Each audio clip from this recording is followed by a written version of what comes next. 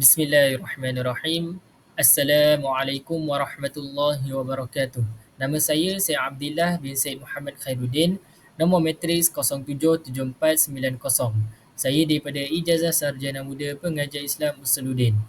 InsyaAllah pada video kali ini, saya akan menyampaikan satu tajuk berkenaan dengan permasalahan istiwa alal arsh, iaitu tajuk di bawah subjek Mabahith al-Ilahiyyat. Seperti yang kita sedia maklum, ayat istiwa alal arsh merupakan ayat mutasyabihat yang terdapat di dalam Al-Quran. Allah Subhanahu Wa Taala telah menyebutnya sebanyak 7 kali. Iaitu ayat tersebut membawa maksud Allah duduk di atas arsh.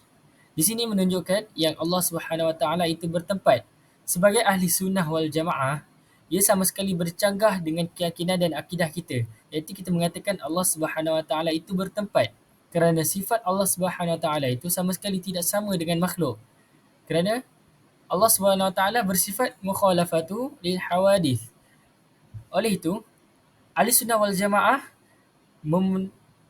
meletakkan tafsiran itu sepenuhnya ataupun menyerahkan tafsiran ayat tersebut sepenuhnya kepada Allah Subhanahu Wa Taala dan mereka tidak mentafsirkannya mengikut hawa nafsu mereka sendiri.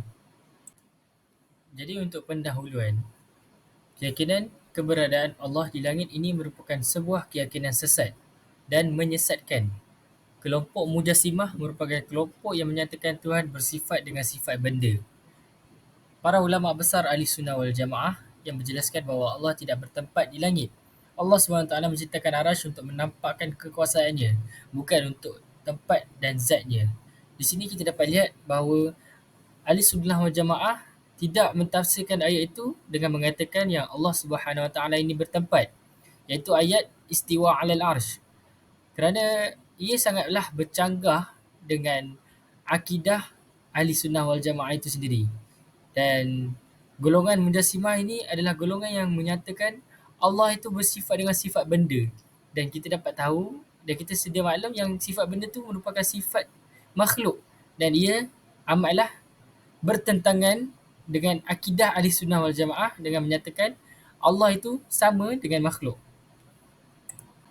Jadi, mengenai permasalahan istiwa alal arsh ini, saya mengambilnya daripada sebuah video yang disampaikan oleh seorang ustaz, iaitu latar belakang video tersebut ialah penceramahnya ialah Ustaz Wan Junaidi bin Wan Jaafar, di mana video tersebut berdurasi selama 7 minit 14 saat dan audiennya merupakan orang remaja, orang tua dan juga masyarakat awam.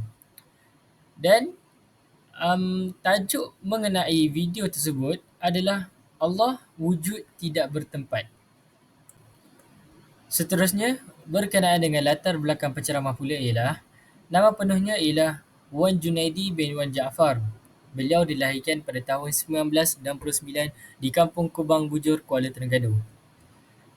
Beliau mula mengikuti pengajian pondok seusia umur 14 tahun. Dan beliau memulakan karier penceramah pada tahun 2005 di sekitar Masjid Terengganu. Beliau juga mendapat anugerah tokoh dakwah Peningkat Negeri Terengganu pada tahun 2003. Baiklah, mengenai kandungan video pula, terdapat 3 isi kandungan yang terdapat di dalam video tersebut. Yang pertama, golongan salaf menyerahkan makna istilah alal arsh kepada Allah Subhanahu Wa Taala. Ini menunjukkan golongan salaf ini tidak mentafsirkan atau memberi makna istilah alal arsh ini mengikut hawa nafsu mereka. Mereka menyerahkan sepenuhnya kepada Allah Subhanahu Wa Taala kerana kita tahu yang sifat Allah Subhanahu Wa Taala ini tidak sama sekali dengan sifat makhluk. Yang kedua, golongan khalaf meletakkan makna yang sesuai dengan Allah Subhanahu Wa Taala, iaitu golongan ini mentafsirkan bahawasanya yang sifat Allah ini tidak sama dengan sifat makhluk. Dan yang ketiga pula, Allah Subhanahu Wa Taala itu kaya dari segi tempat. Bermaksud Allah Subhanahu Wa Taala tidak perlu kepada tempat. Ini menunjukkan di mana Allah Subhanahu Wa Taala ini kita tidak boleh mengatakan Allah itu bertempat. Dan kita juga tidak boleh mengatakan yang Allah itu mempunyai tempat dan tempat itu berbeza dengan tempat makhluk. Kerana ia amat bertentangan dengan akidah Ahlussunnah wal Jamaah.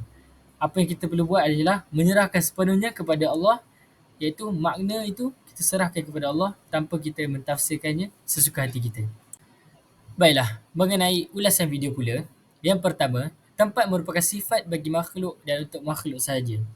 Ini menunjukkan di mana tempat ini hanya dikhususkan kepada sifat bagi makhluk dan ia sama sekali tidak sama dengan sifat Allah Subhanahu Wa Taala dengan mengatakan Allah Subhanahu Wa Taala itu bertempat. Allah Subhanahu Wa Taala itu bersifat mukhalafatuhu lil hawadith. Ia sama sekali bertentangan dengan sifat makhluk yang memerlukan tempat. Kita tidak boleh mengatakan yang Allah Subhanahu Wa Taala itu bertempat dan mentafsirkan ayat istiwa alal arsh itu mengatakan Allah itu bertempat iaitu di arash. Manakala yang kedua pula, ayat di dalam Al-Quran perlu dipercayai semuanya tanpa ada keraguan. Iaitu kita mestilah mempercayainya, beriman dan meyakininya sepenuh hati tanpa ada sedikit pun keraguan. Seperti mana ayat istiwa alal arsh. Kita yakin yang Allah Subhanahu Wa Taala itu adalah Tuhan yang Maha Esa. Tanpa kita mentafsirkan ayat tersebut mengikut hawa nafsu kita dengan mengatakan Allah Subhanahu Wa Taala itu bertempat. Manakala yang ketiga, merujuk pakar berkaitan pentafsiran ayat Al-Quran. Ahlussunnah wal Jamaah telah mentafsirkan ayat tersebut dan mereka tidak mentafsirkan mengikut hawa nafsu mereka. Kerana pentafsiran ini hanyalah untuk menjawab beberapa golongan yang menyamakan sifat tempat yang dikhususkan kepada makhluk itu sama dengan sifat tempat Allah SWT.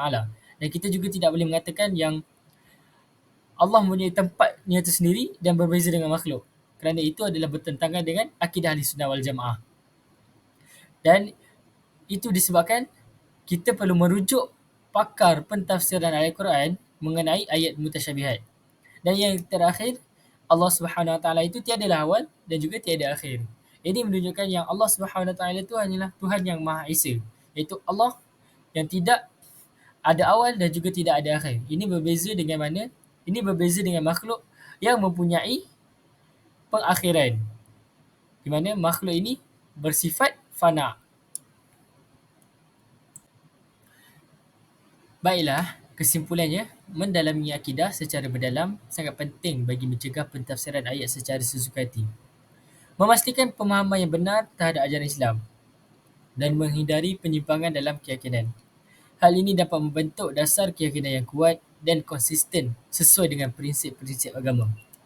Oleh itu, kita sebagai umat Islam perlu mempelajari ilmu akidah dengan lebih mendalam supaya kita tidak mentafsirkan sesuatu ayat mutasyabihat itu mengikut hawa nafsu kita dan kita meyakini kewujudan Allah Subhanahu Wa Taala itu dengan yakin tanpa ada ragu, tanpa ada sedikit pun keraguan dan kita meletakkan segala pentafsiran mengenai ayat mutasyabihat itu sepenuhnya kepada Allah Subhanahu Wa Taala.